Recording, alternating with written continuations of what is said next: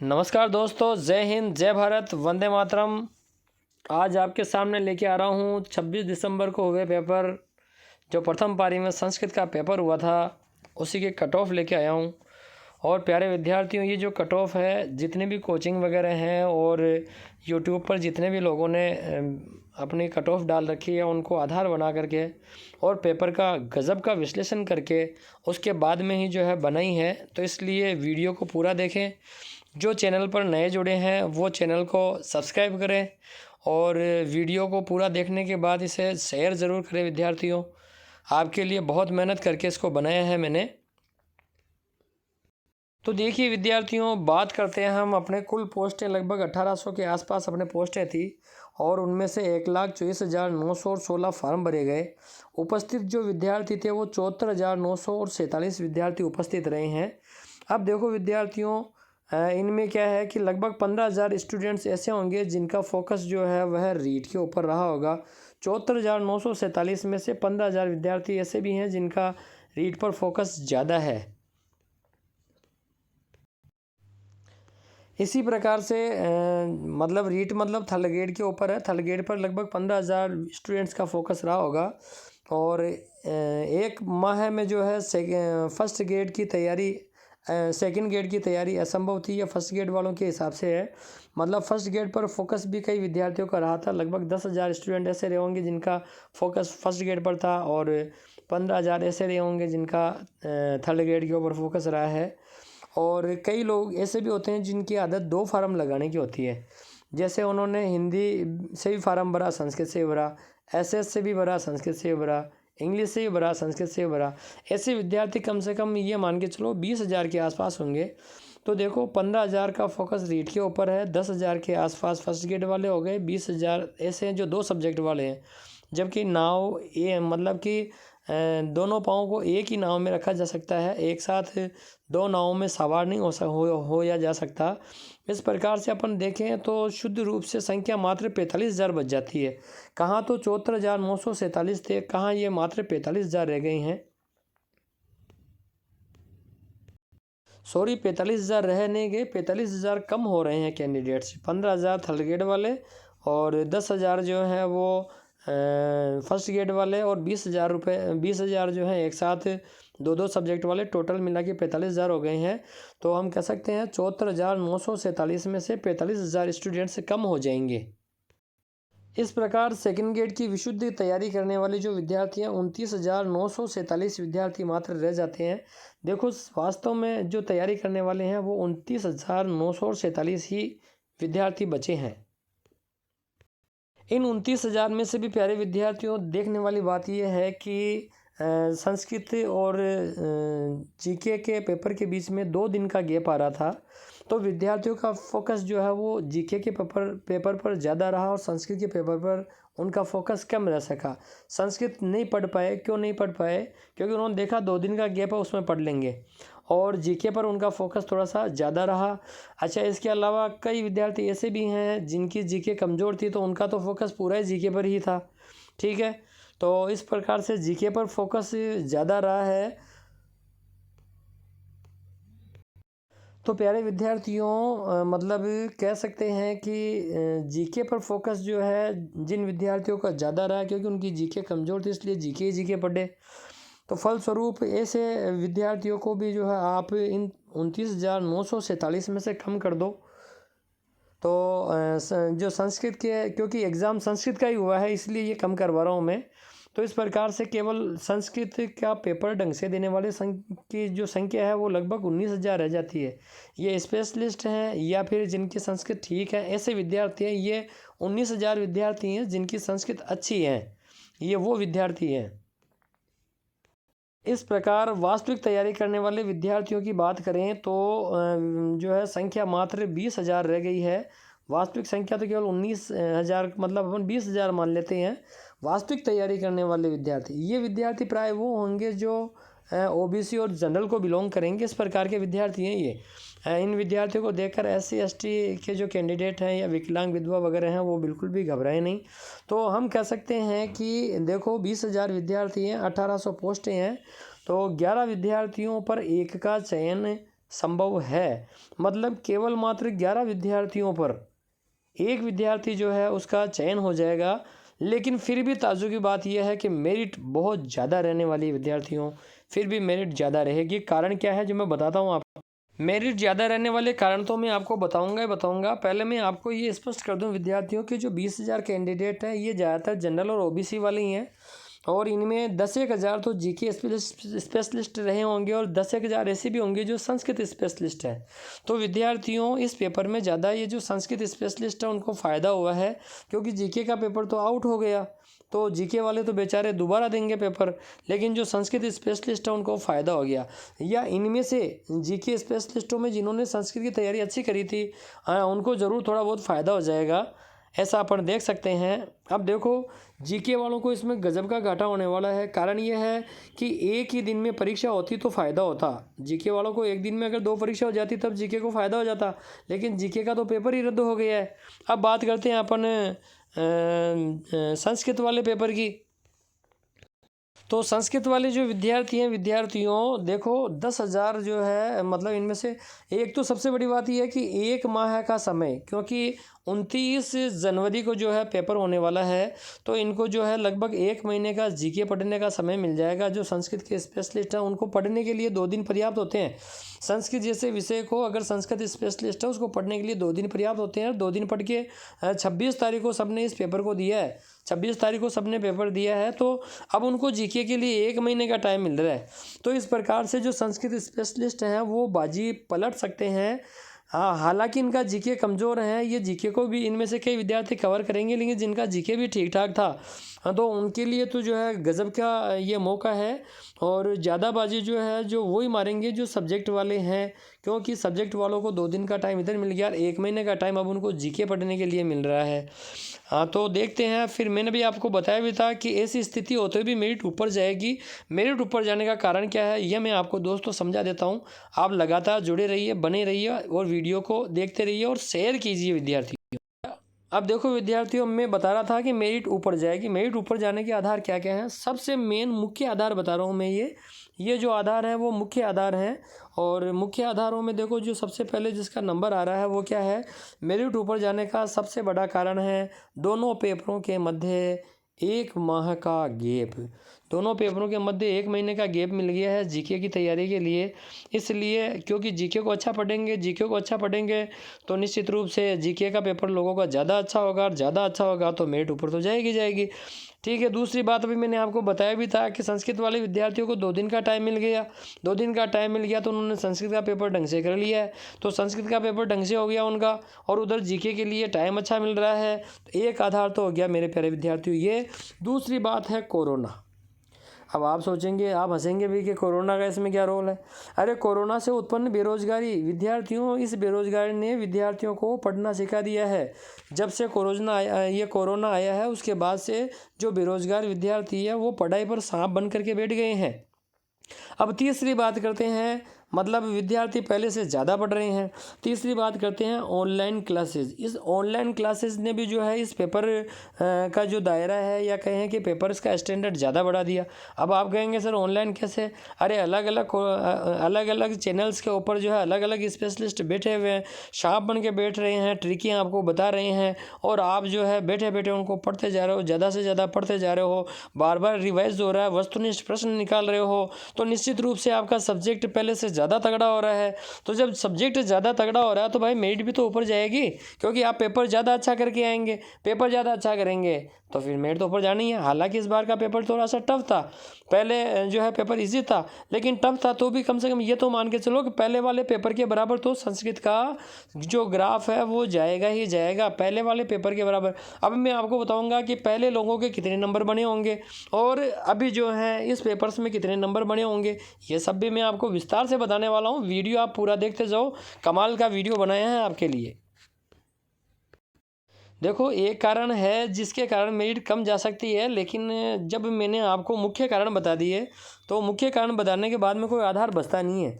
ऐसे अनेक वैकेंसियों के कारण हालांकि विद्यार्थियों का ध्यान भटका है ना। कई लोग जो है थर्ड ग्रेड की तैयारी में लगे हैं, कई लोग फर्स्ट ग्रेड की तैयारी में लगे, तो उनको तो अपन ने वैसे ही आउट कर दिया पहले ही, इसलिए इनका ज़्यादा आधार नहीं रहा है। पोस्टें इस बार जो है जितनी पहले थी उतनी है, तो लेकिन मैंने बताया ना कि कंपटीशन का ग्राफ बढ़ा है, इसलिए पोस्टों से ज़्यादा फर्क नहीं पड़ने वाला। कंपटीशन का ग्राफ बढ़ा है तो ये मान के चलो पहले से तो पहले के बराबर मेरिट रहती है अगर मान लो कंपटीशन का ग्राफ बढ़ गया। लेकिन ये देखो जो 1 महीने का जीके का गैप बढ़ रहा है ना, ये आपके मेरिट को 100% बढ़ाने वाला होगा। तो देखो प्रथम पेपर जीके का होना था, किंतु आउट हो जाने के कारण जीके का पेपर आउट हो गया, इसलिए आगे पोस्टपोन कर दिया गया। अब लोगों की संस्कृत की जो तैयारी कम हो पाई, लोगों की हालांकि संस्कृत की तैयारी कम हो पाई थी, लेकिन 2 दिन में जो स्पेशलिस्ट हैं उन्होंने उस संस्कृत को अच्छा कवर कर लिया। अब उनको जीके के लिए 1 महीना मिल जाएगा। तो बताए हैं कि संस्कृत के पेपर में 2 दिन का गैप था, और 2 दिन के गैप के कारण संस्कृत के स्पेशलिस्टों ने संस्कृत अच्छी पढ़ ली है। अब उनको जीके पर जो है पूरा 1 महीना मिल रहा है, तो स्पेशलिस्टों को गजब का फ़ायदा होने वाला है। और ये जो है क्योंकि स्पेशलिस्ट है तो संस्कृत में मार्क्स ज़्यादा लेंगे, और 1 महीने का गैप मिला है तो जीके में भी मार्क्स ज़्यादा आएंगे। तो बताओ मेरे भाइयों, मेरिट ऊपर गई कि नहीं गई? गई ना। क्यों? क्योंकि 1 महीने का टाइम बहुत होता है भाई, 1 महीने का टाइम बहुत होता है।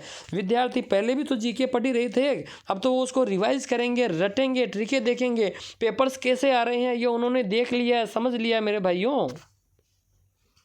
इस अंतराल में मैं आपको एक मुख्य सूचना और दे देता हूँ।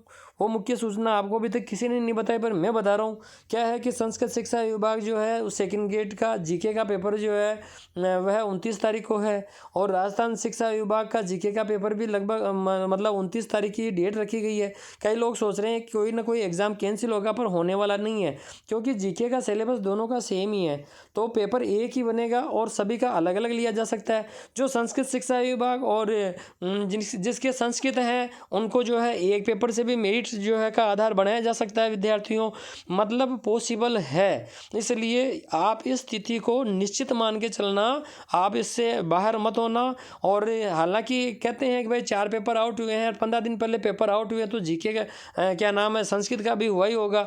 जब जीके के पेपर आउट हुए हैं, जीके का पेपर रद्द हुआ है, तो हो सकता है मेरे भाइयों। लेकिन हम तो फिर भी, क्योंकि जीके के पेपर की अपने को तारीख दे दी है, समय कम है, इसलिए किसी उलझाड़ में नहीं फंस करके हम तैयारी में लगेंगे भाई विद्यार्थियों। विद्यार्थी हित हमारा सर्वोपरि धर्म है और हम उसका निर्वाह करेंगे। तो देखो परीक्षा में निश्चय ही जो है मतलब जीके का सिलेबस दोनों का समान है, इसलिए परीक्षा निश्चित रूप से होगी। अब देखो पेपर के कठिनाई स्तर की बात करते हैं अपन। पेपर कैसा था? तो पेपर मध्यम स्तर का था। माना कि पिछली बार 2018 में जो पेपर आया था वो सरल था। अरे भाई 18 का है, उसके बाद में कोरोना आ गया, लोगों ने भयंकर पढ़ाई करी है, पेपर टफ हुआ, तो क्या हुआ, उस मध्यम पेपर के बराबर नंबर लोग लेकर के आएंगे। इतना ऑनलाइन पढ़ा है, तरह तरह की किताबें पढ़ी है, पहले की आज की किताबों में रात दिन का अंतर आ गया है, पहले की पढ़ाई का स्तर अलग हो गया है। विद्यार्थी 2 साल तक सांप बन करके पढ़े हैं। विद्यार्थियों से जानकारी लेने के बाद में ही मैं ये निष्कर्ष आपको बता रहा हूँ कि जो है ऐसे विद्यार्थी भी हैं जिनके 131 से भी ज़्यादा प्रश्न सही हो रहे हैं। कम से कम 10% ऐसे विद्यार्थी हैं, और 121 से 130 के बीच में भी जो है प्रश्न सही हो रहे हैं। इन 10% के अलावा 15% ये विद्यार्थी हैं। तो मान के चलो ये तो पूरा जनरल और ओबीसी आ गया।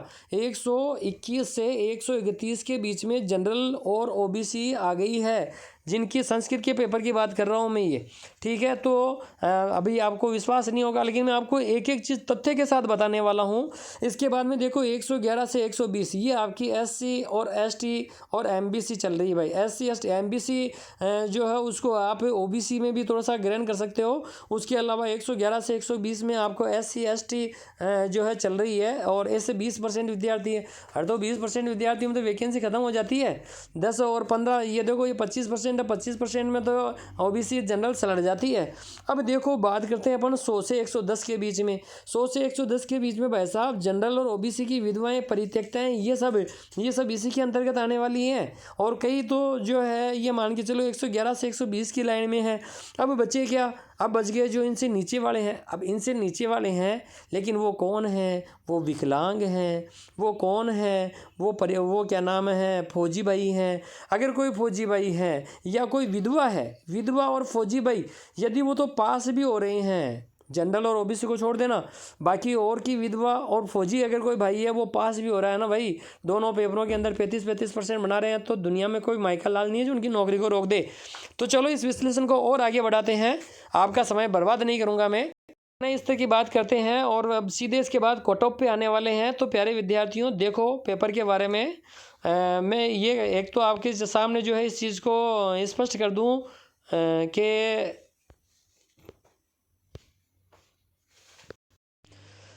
कि 2018 से तो जो है मेरिट 101% ऊपर जाएगी। हालांकि 2018 के मेरिट अपन देखें विद्यार्थियों तो गजब की मेरिट गई थी। ठीक है, संस्कृत का पेपर जो है माना कि इस बार से थोड़ा सा इजी है, लेकिन इस बार कंपटीशन ज़्यादा है भाई। ठीक है, अब बात करें अपन पेपर के स्तर की, तो कंपटीशन केवल 20,000 छात्रों में, फिर भी मेरिट ऊपर जा रही है। देखो कारण क्या है। हालांकि ये जो पेपर है इसका मैंने गजब का विश्लेषण किया है। व्याकरण के अंदर कैसा भी विद्यार्थियों 5 प्रश्न तो गलत होंगे ही होंगे। काव्य शास्त्र में 3 प्रश्न तो गलत होने ही होने हैं, क्योंकि अलंकारों वाले जो सवाल थे वो ऐसे थे कि विद्यार्थियों की तंत्रियाँ हिल गई। साहित्य की बात करें तो कितना भी पढ़ लो, ये जो सूक्त वूक्त वगैरह ऐसे सवाल आते हैं तो 4 सवाल तो गलत हो ही जाते हैं। अब बात करते हैं शिक्षण विधियाँ। शिक्षण विधियों की भी 2 सवाल तो गलत होते ही हैं। इस प्रकार से अपन बात करें विद्यार्थियों तो कुल मिला के 14 प्रश्न हो गए हैं। इसके अलावा 6 प्रश्न ऐसे भी होते हैं जो न चाहते हुए भी कम से कम गलत हो जाते हैं, तो 20 प्रश्न तो गलत हो ही जाते हैं। लेकिन जो टॉप मोस्ट हैं, जनरल को क्रॉस करने वाले हैं, वो इन प्रश्नों में से भी एक एक दो दो प्रश्न निकाल ही लेते हैं और उनके और कम गलत होते हैं और वो जनरल के अंदर एंटर मार जाते हैं। पेपर थोड़ा सा लेंथी था, विद्यार्थियों को पेपर करने में काफ़ी टाइम लगा है, लेकिन आपको एक बात समझा दूं कि जो पढ़ के आया हुआ होता है ना उसके लिए पेपर कोई लेंथी नहीं होता है, और इंटेलिजेंट विद्यार्थी जो है वो टाइम देख करके और बात करते हैं।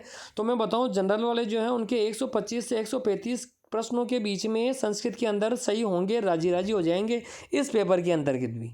ठीक है, और अधिकांश विद्यार्थी जो हैं वो 100 से 120 के बीच में चल रहे हैं, लेकिन और औसत विद्यार्थी 115 प्रश्न सही कर पा रहे हैं।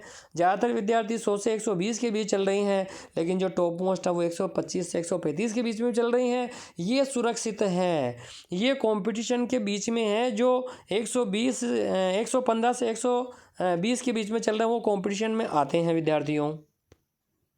तो प्यारे भाइयों, अब अपन कट ऑफ पर नज़र मार लेते हैं। कट ऑफ पर नज़र मार लेते हैं तो देखिए मेरे प्यारे विद्यार्थियों, सबसे पहले अपन देखेंगे भाई जनरल कैटेगरी। तो देखो जनरल कैटेगरी की बात कर रहा हूँ। कैटेगरी की बात करने से पहले मैं आपको इतना समझा देता हूँ कि देखो 2018-19 का पेपर है, जीके का पेपर स्तरीय था और संस्कृत का हल्का सा जो है इजी था, लेकिन अब कंपटीशन बढ़ गया है तो उससे कोई ज़्यादा फर्क पड़ने वाला नहीं है। तो मैं आपको समझा देता हूँ विद्यार्थियों की 385.81 मतलब 386 नंबर पर मेरिट गई थी। कब? पिछली बार। तो अब ये मान के चलो कि 1 महीने का गैप आ रहा है भाई, 1 महीने का गैप। तो ये मान के चलो, मैं आपको समझा देता हूँ कि 62 मतलब कि 62 प्रश्न तो जो उसने जीके में सही किए होंगे, और 131 क्योंकि संस्कृत का पेपर इजी था तो 131 प्रश्न जो है उसने संस्कृत में सही किए होंगे। तो 62 दूना तो होते हैं भाई आपके देखो, तो 62 और 262 मतलब 124 नंबर तो हो गए अपने जीके के, और 262 क्योंकि 131 प्रश्न जो हैं इसमें सही हुए हैं संस्कृत के अंदर। तो 124 और 262 को अगर जोड़ते हैं तो 385.81 नंबर के लगभग बनते हैं विद्यार्थियों। ये पुरुष या कहें सामान्य वर्ग की कट ऑफ रही है। अब बात करते हैं अपन महिलाओं की। तो महिलाओं की कट ऑफ भी पिछली बार उतनी गई थी, मतलब 131 प्रश्न के आसपास उन्होंने संस्कृत में सही किए और 62 के आसपास उन्होंने संस्कृत में इसमें जीके में सही किए होंगे।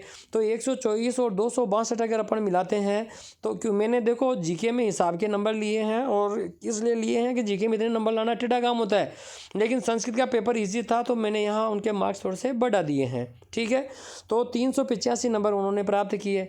अब मैं आपको समझा देता हूँ कि 385 नंबर, अब आप ये समझ के चलो कि जीके का पेपर इस बार थोड़ा सा ईजी होने वाला है। सॉरी जीके का पेपर जो है इस बार स्कोर ज़्यादा प्राप्त करेंगे विद्यार्थी। स्कोर ज़्यादा क्यों प्राप्त करेंगे, ये बात तो आप मान के चलते हो कि देखो अगर अपन को जोड़ते हैं 124 है और मैंने इधर नंबर 134 लगा रखे हैं, मतलब 5 सवाल निश्चित रूप से एक महीने में 5 सवाल तो विद्यार्थी सही करेगा ही करेगा ना। तो मैंने हर कट ऑफ के अंदर जीके के अंदर 3 4 5 सवाल कैटेगरी वाइज बढ़ाए हैं। तो हर व्यक्ति अपनी अपनी कैटेगरी के हिसाब से देख लेना कि उसे कितने कितने पेपर सब्जेक्ट में और जीके में करने ही पड़ेंगे। और सब्जेक्ट का तो हो चुका, अगर उनके सब्जेक्ट में इतने नहीं हैं तो जीके में उनको और भी ज़्यादा कवर करना है। जो मैं बता रहा हूँ उस लेवल को क्रॉस करते हैं तो दुनिया में कोई मायका लाल नहीं है कि उनकी नौकरी को रोक दे। तो आप ये समझ सकते हो कि 5 प्रश्न तो ये मान के चलो निश्चित रूप से कि बढ़ेंगे ही बढ़ेंगे, ये बात तो आप मान के चलो, गांठ बांध लो भाई विद्यार्थियों। तो मैंने इसीलिए यहाँ जैसे 124 नंबर है और यहाँ 134 है तो 10 नंबर कर दिए हैं, क्योंकि 5 दूनी 10 नंबर हो गए हैं। 5 सवाल तो पहले से ज़्यादा सही करके आएंगे, ये बात तो आप पक्के मान के चलना, क्योंकि रट लेंगे चीज़ों को। और इस प्रकार से पिछली बार जो मेरिट है वह 385.81 पे गई है, तो 396 के आसपास 396 के आसपास जो है ये मेरिट आपकी जा सकती है प्यारे विद्यार्थियों, 396 के आसपास। ऐसे ही बात करें अपन कि देखो यहाँ पर जो है 385 पे गई थी मेरिट, और अपन माने कि महिला पुरुष में थोड़ा सा अंतर हो सकता है, तो यहाँ 396 तो यहाँ 392 मान के चलो आप कि 392 मतलब जो है क्या कहें कि इस बार मेरिट जो 392 पर महिलाओं की और पुरुषों की 396 पर जाने की पूरी संभावना है। अब इसमें 1-2-4 नंबर कम भी हो सकते हैं और 1-2-4 ज़्यादा ही बढ़ सकते हैं, ये बात अलग है। पर ये तो मान के चलो कि 396 का काटा तो आप पकड़ के ही चलना।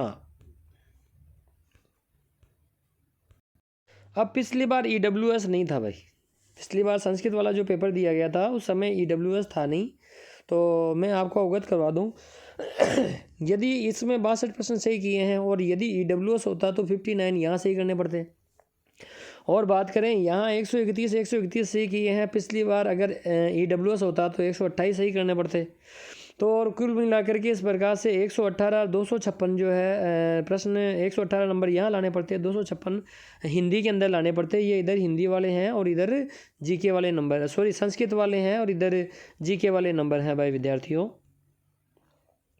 तो इस प्रकार से अपन देखें कि 128 की जगह 128 दूना 256 नंबर अपन ने इधर जोड़ लिए हैं, और 18 दूना 36 होते हैं, लेकिन इधर अपन ने जीके में थोड़े से ये अपन ने 126 नंबर जोड़े हैं, तो 126 प्रश्न जोड़ लिए हैं। इस प्रकार से 382 अंक तक तो ये मान के चलना, अगर 396 ये है 392 ये है तो 382 के आसपास तो मेरिट भी इस साल की EWS की जाएगी। पिछले साल तो EWS था ही नहीं, लेकिन इस साल 382-83 तक तो राजी जाएगी। बात करें विधवाओं की, तो विधवाएं जो है देखो उनका भी स्कोर कम नहीं है। हालांकि जो है मैं आपको समझा देता हूँ कि मतलब 35% लेके आने, और 35% लेके आने हैं तो उस हिसाब से नंबर जो है टोटल मिला के 105-106 बनते हैं। लेकिन 181 तक विधवाओं की मेरिट गई है जनरल की पिछले वर्ष से, तो ये मान के चलो कि इस बार जब पिछली बार 181 थी तो इस बार 192, तो आप विधवाओं की भी मान के चलना, क्योंकि पढ़ना पड़ रहा है, सबको मजबूरी है। और इस बार इसलिए पढ़ेंगे कि 35% दोनों तरफ ही लाने, इसलिए विधवाओं को भी पढ़ना पड़ा है, तो 192 से ऊपर उनकी मेरिट जाने की संभावना है। परित्यक्ताएं जिन मतलब डाइवोर्स वाली हैं, तो डाइवोर्स वाली स्त्रियां ज़्यादा होती है, विधवाएं कम होती है। डाइवोर्स की मेरिट 352 गई थी पिछले वर्ष, और कहें कि लगभग 55 सवाल जीके में सही रहे होंगे, 121 हिंदी में सही रहे होंगे। तो इस बार भी जो है 55 दूनी जो है 110 होते हैं, 116 नंबर तो जो है उसको जीके में लाने पड़ेंगे, 242 संस्कृत में लाने पड़ेंगे, 358 नंबर के आसपास तो लाने ही पड़ेंगे भाई। तो ये तो कट ऑफ रही अपने जनरल की बात थी। अब बात करते हैं अपन ओबीसी पर। तो देखो जनरल पुरुष जो है वह तो है 396, महिलाएं जो है 392, EWS वाले रहेंगे 382 पर, और 192 नंबर जो है विधवाओं को भी लाने पड़ेंगे, 358 के आसपास नंबर लाने पड़ेंगे आपके परित्यक्ताओं को। चलो चलते हैं और आगे बात करते हैं अपन ओबीसी कट ऑफ की।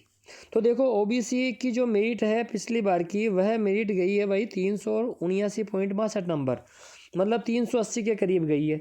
अब देखो मैं कहूँ कि 60 प्रश्न तो इसका मतलब इन्होंने जीके में सही किए थे, 130 हिंदी और संस्कृत में सही किए थे, और कुल मिलाकर के जो है इनके 300 और 79 बने थे। मतलब 120 नंबर तो जीके में आए होंगे, 260 नंबर जो है संस्कृत में आए होंगे। तो अब आप समझ सकते हो कि जीके में भी वही जो है प्रश्न तगड़े सही करने पड़े हैं। 55 प्रश्न, 60 प्रश्न, 60 प्रश्न। अभी जनरल वालों में भी देखिए तो वहाँ पर भी 60 से ऊपर ही चल रहे हैं प्रश्न। तो इसका मतलब जीके का स्कोर भी तगड़ा रखना पड़ेगा इस बार भी, और इस बार तो और तगड़ा रहने वाला है। 1 महीने का गैप मिल रहा है। अब देखो 120 और 260 जो है मतलब 130 प्रश्न उसने संस्कृत में सही किए होंगे।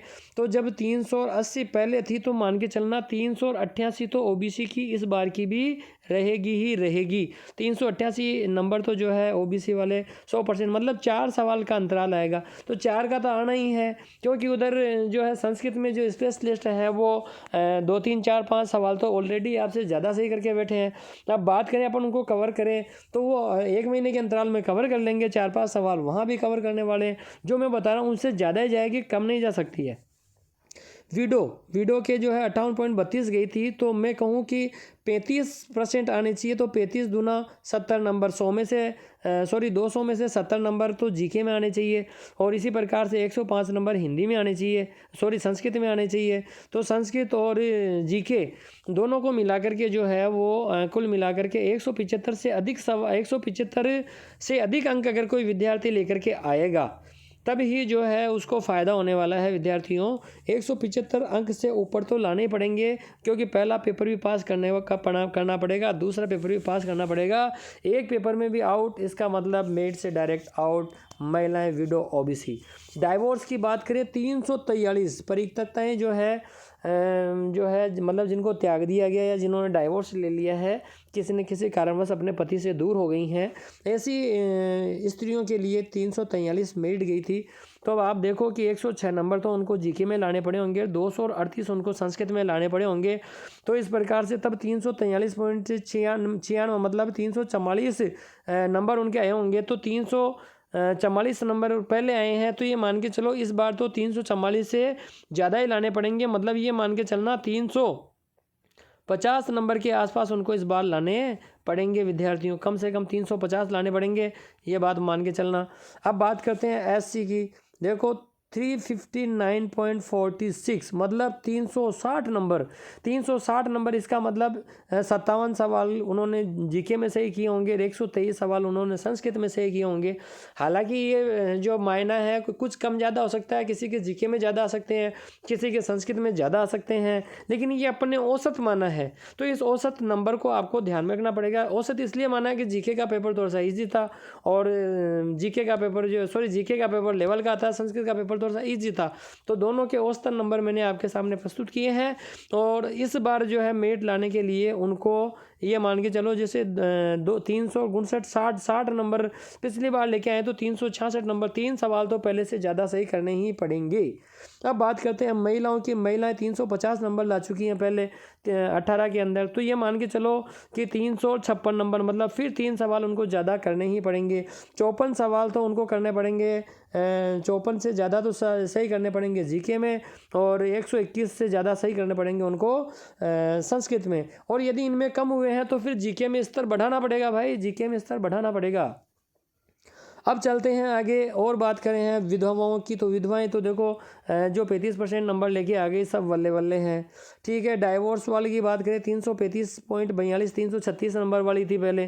तो इस बार कौन से वाली हैं? इस बार जो है 342 नंबर जिनके आ जाएंगे वो विधवाएं जो है नौकरी लग जाएगी एससी के अंतर्गत, एससी वाली। और एमबीसी भी जो है वो इसी कैटेगरी के अंतर्गत अपने आप को समझे, क्योंकि ओबीसी एससी दोनों के बीच की मेरिट उनकी जाती है। तो इन दोनों के बीच का अंतराल अपना देख लेना है एमबीसी वालों को। जो स्पेशल जो है गुजर आदि जो लोग हैं उनकी बात कर रहा हूँ मैं। एसबीसी वाले जो लोग हैं या एमबीसी वाले जो लोग हैं। बात करेंगे अपन एसटी की। देखो जी विद्यार्थियों, जिन्होंने अभी तक लाइक नहीं किया है वीडियो को, लाइक करो वीडियो को, सभी विद्यार्थी लाइक करें। और जो है जिन्होंने चैनल को सब्सक्राइब नहीं किया सब्सक्राइब करें, ऑल वाला जो है बजर दबाएं, ताकि आपको नई नई जो है अपडेट्स प्राप्त होती रहे। और चलते हैं अब एससी की कट ऑफ की ओर चलने वाले हैं। तो प्यारे विद्यार्थियों, बात करते हैं अपन एससी की। तो एससी की बात करें तो अपन सॉरी एसटी की बात कर रहे हैं अपन, तो एसटी की अपन बात करते हैं तो 355.73 जो है पुरुषों की गई थी, 355.73 मतलब 356 ही मान के चलो। इसका मतलब 56 सवाल इन्होंने जीके में सही किए होंगे, 122 संस्कृत में सही किए होंगे, तब जाके इनके 356 नंबर बने होंगे। तो इसका मतलब ये है 356 वाले 362 3 सवाल तो ज़्यादा सही करने पड़ेंगे ना भाई। तो ये देखो ये स्कोर, मतलब संस्कृत में आपको वास्तविकता में तो ये स्कोर लाना पड़ेगा जो इधर वाला स्कोर चल रहा है, और जीके में आपको ये वाला स्कोर लाना ही पड़ेगा। ये दोनों स्कोर, ये जीके का स्कोर चल रहा है, ये संस्कृत का स्कोर चल रहा है, तब आपकी ये मेरिट बनती है। तो आप समझ लीजिए यदि आपके संस्कृत में इस स्कोर से कम नंबर चल रहे हैं तो आपको जीके पर पावर ज़्यादा लगाना पड़ेगा विद्यार्थियों। इस बात को आप गांठ बांध लीजिए। अब बात करें विधवाएं, तो विधवाएं तो आज़ाद है, कुल मिलाकर के 35% बना लो और 175 से नंबर ज़्यादा लाने हैं। लेकिन ये भी ध्यान रहे कि 175 से ज़्यादा तो लाने हैं, लेकिन जीके भी पास होना ज़रूरी है, संस्कृत भी पास होना ज़रूरी है। यही स्थिति। अब बात करें परित्यक्ताओं की, परित्यक्ताओं की स्थिति में थोड़ा सा डिफरेंट आया है। मतलब 35 सवाल तो इन्होंने उस समय जो है संस्कृत वाले में सही किए होंगे, और इसी प्रकार से बात करूं कि लगभग 53-54 सवाल जो है उस समय इन्होंने उसमें किए होंगे। 175 परित्यक्ता भी वही जो है, यदि देखो एसटी की जो परित्यक्ता है, परित्यक्ता भी अगर जो है 35 सवाल इसके सही कर लेती है और 52 सवाल हिंदी के सही कर लेती है, 175 नंबर बनते हैं और उसमें उसका सिलेक्शन है। लेकिन उनके ज़्यादा ही करना पड़ेगा, 175 से तो ऊपर रहेगा, जिनको लगना है उनके लिए तो ऊपर रहने वाला है। इसलिए रहने वाला है कि दोनों पेपरों में पास होना बेहद आवश्यक हो गया इस बार के कट ऑफ के हिसाब से, आरपीएससी के नियमों के हिसाब से। और आर्मी वाले के लिए भी यही नियम रहेगा, 35 सवाल और 53 सवाल कुल मिला के 175 अंक लाने पड़ेंगे और दोनों में मिला करके पास होना पड़ेगा। 175 से जिनके ज़्यादा हैं वही पास, मतलब ये तो पास हो गए ना तो नौकरी पक्की है, लेकिन दोनों पेपर में पास होना बेहद आवश्यक है। हाँ तो विद्यार्थी कैसा लगा वीडियो, ये आप जो है वीडियो देखने के बाद में और कमेंट बॉक्स में कमेंट ज़रूर करना है भाई। आप लोगों के लिए इतना तन मन से समर्पित किया है। तो अब मैं आपको समझा देता हूँ, संस्कृत के पेपर को आधार बना करके बता रहा हूँ। हालांकि मैंने बताया है कि पिछले पेपर्स में स्कोर ज़्यादा था, इस बार वाले पेपर्स में जो है हो सकता है थोड़ा बहुत 19-20 भी रह जाए, घबराने वाली कोई बात नहीं है। लेकिन मैं आपको स्पष्ट कर दूं विद्यार्थियों कि देखो 128 प्लस जिस विद्यार्थी के संस्कृत के पेपर में चल रहे हैं उसको थोड़ा जोर तो देखो, ये मैंने जो अभी कट ऑफ बताई है उसमें मैंने इनको कमी किया है। जहाँ 131 प्रश्न अपन सामान्य के सही कर रहे थे वहाँ मैंने 128 कर दिए हैं। कोई बात नहीं, क्योंकि अगर आप कोशिश करोगे तो आप इन 3-4 सवालों को जीके वाले पेपर में कवर कर सकते हो, इसलिए मैंने यहाँ थोड़ा सा कम किया है। लेकिन जीके में आपको स्कोर 3-4 सवाल जो बताया है उससे ज़्यादा लेके आने हैं। जो अपन ने अभी कट ऑफ देखी थी जीके वाली भी, तो जीके की कट ऑफ से थोड़े से ज़्यादा अंक आपको लाने पड़ेंगे, प्लस इधर जो नंबर मैंने कम कर दिए हैं उनको भी आपको कवर करवाना पड़ेगा, तब आप जो है इस बार की मेरिट स्ट्रेंथ कर पाओगे। तो 128 प्लस जो है विद्यार्थियों को संस्कृत के अंदर जनरल वालों को चाहिए। देखो सामान्य पुरुषों को 128 चाहिए, महिलाओं के लिए 125 प्लस ही होने चाहिए। ईडब्ल्यूएस का कोई विद्यार्थी है तो 122 प्लस होना चाहिए, प्लस जीके में ज़बरदस्त होना चाहिए, तब जाकर के ये, नहीं तो इनसे ऊपर वाले जो हैं वो बाजी मार के ले जाएंगे। इसी प्रकार से बात करें अपन वीडियो के लिए 50 प्लस प्रश्न जो है यदि संस्कृत में सही है, ये संस्कृत के प्रश्नों की बता रहा हूँ मैं, ये विद्यार्थी ही जीके की तैयारी करें, जीके की तैयारी करें। ये संस्कृत के पेपर के बारे में मैंने बताया है। और इसी प्रकार से जिन विद्यार्थियों के 118 प्लस सही हैं, परित्यक्ताओं के 118 प्लस सही हैं, तो वे आगे की तैयारी निश्चिंत होकर के कर सकती हैं। इनसे अगर 2-4 सवाल सही हैं तो फिर जीके में भयंकर टूट के पढ़ना पड़ेगा भाई, ये बात है। और जिनके इनसे बहुत ही कम चल रही हैं वो तो भैया अगली तैयारियां चालू कर दो, अपने रीट की तैयारी में लग जाओ, क्योंकि संस्कृत शिक्षा विभाग के लिए उनको समर्पित होना उनके लिए टेढ़ा काम ही रहेगा, वहाँ पोस्टें काफ़ी कम है।